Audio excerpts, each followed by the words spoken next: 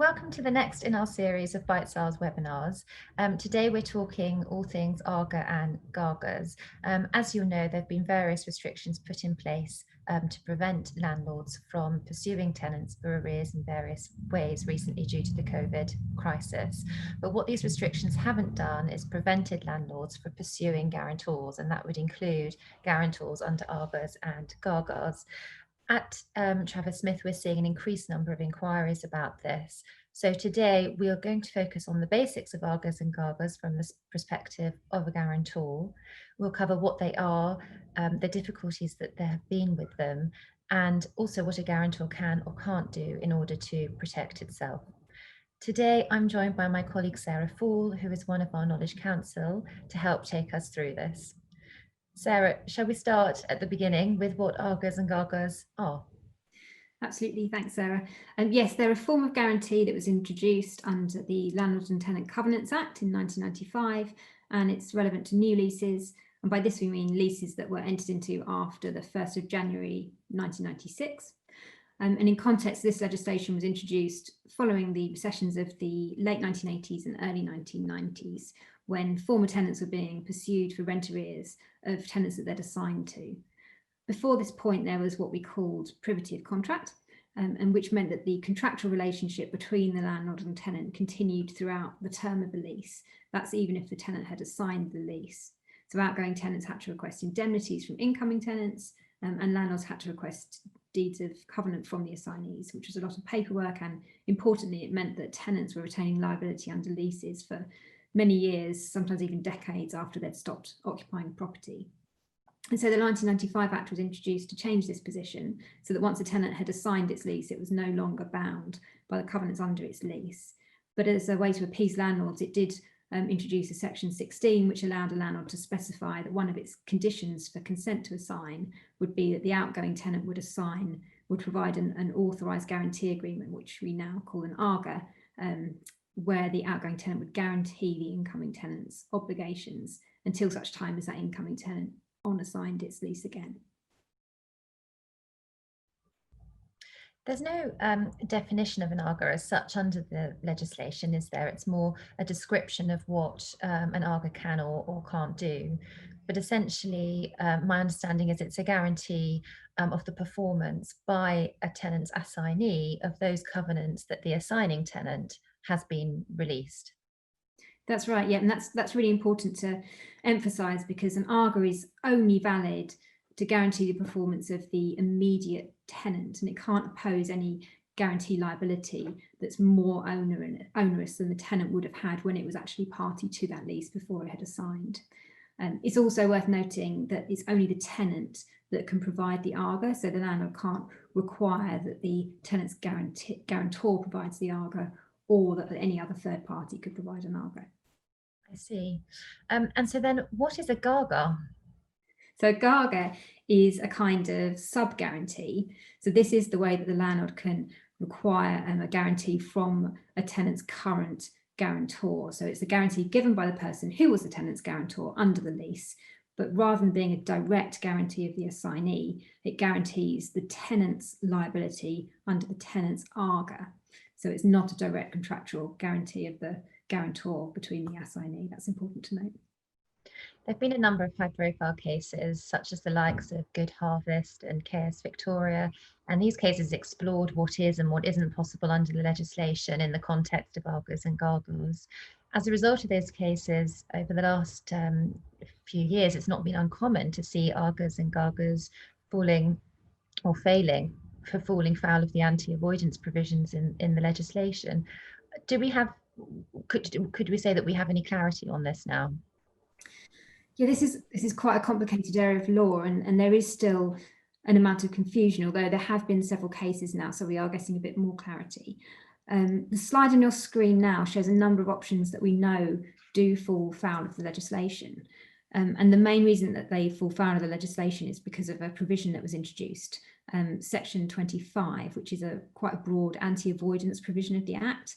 And it broadly states that an agreement will be void if it excludes, modifies or frustrates the provisions of the Act. So as a result of this, in the early days, things that were very common practice are now known to be void. So, for example, a PLC topco will often offer a guarantee, and then they used to be kept on the hook when the leases were assigned around the groups. They'd offer another guarantee each time it was assigned to a group company, as they tended to be the main company with value. But now we know that this would be a repeat guarantee, and this is invalid under Section 25, and this has caused real problems for tenants and landlords on group restructurings. We've also had some of the anti-avoidance provisions tested again this year, and so there was a case, EMI Group and Prudential, very recently, which was brought by EMI to defend against a 4.9 million liability that it had under a GAGA for unpaid rent. And the analysis in the case was all around the terms of the GAGA and whether the arrangements could fall foul of Section 25, but actually it was held in this case that it didn't fall foul. It wasn't a repeat guarantee, and interestingly, EMI was going to retain liability under the GAGA even when its tenant went insolvent, the tenant who was providing the AGA.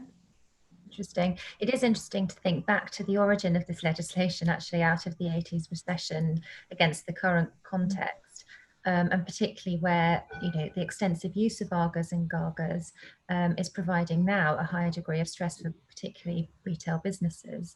Many of these businesses will have been sold, or, you know, they'll have sold or assigned leases over the last few years to try and reduce their exposure to rent on their balance sheet. But because it's become such market practice for AGAs and GAGAs to be put in place on assignment, it's coming right back to them. Most institutional leases do require AGAs at least as a condition of an assignment. I wonder, I mean, are there any ways that a guarantor under an AGA or GAGA, if they find themselves in that position at the moment, can look to in order to protect themselves?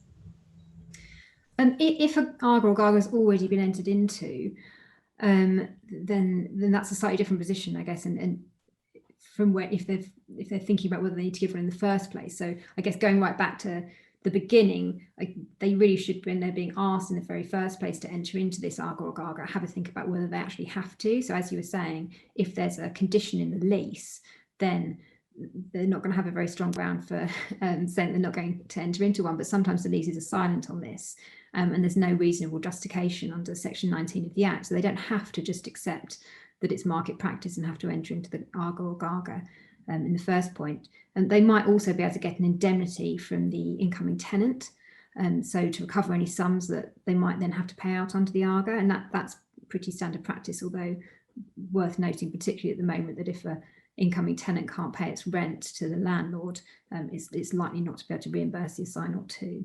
And it's also worth noting, I guess, that the landlord normally requires its claim to take precedence over an AGA or GAGA's claim. But as you were saying, if an AGA or GAGA has already been entered into, then they're in a more difficult situation.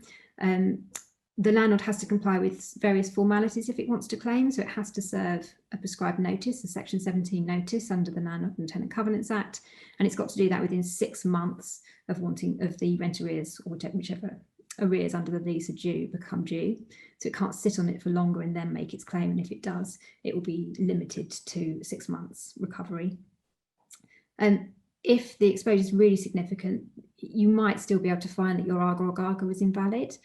So it might have been one of the structures we saw on the last slide. It might be a repeat guarantee. It might have been a co-guarantee where a guarantor and a tenant tried to enter into a AGA at the same time, which would be a direct guarantee. Or guarantees can be quite easily invalidated if the terms of the underlying document is varied. So if there's been a lease variation and the guarantor, the AGA guarantor, or the GAGA party guarantor hasn't been made a party, they could have been released accidentally. So it's worth having a good look at the documentation and the fact pattern. And then finally, if there is exposure under multiple AGAs or GAGAs for a party, so for example, if you have a top co, this can often happen. If the liability could threaten the solvency of that party, then there might be scope to compromise the liability via CVA or another insolvency process. And Sarah, I believe you've had lots of inquiries about the latter, haven't you? Yes, we're often asked about the final option, actually, and the use of CVAs in particular to to compromise guarantee liabilities. It is possible, but it's usually quite difficult to achieve. There are issues around how to value the potential claim because it's effectively it's contingent in nature. And often, as you've explained, Sarah, particularly GAGAs will sit at a parent company or holdco level, so it's not viable or really even desirable to put that particular entity into an insolvency process.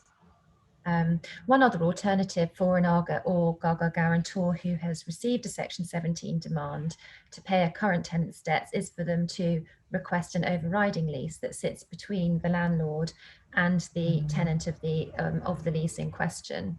And that means then that the guarantor under the AGA becomes the effective landlord under the lease and gets the benefit of all the corresponding remedies to recover the unpaid rents directly that have been subject to that demand.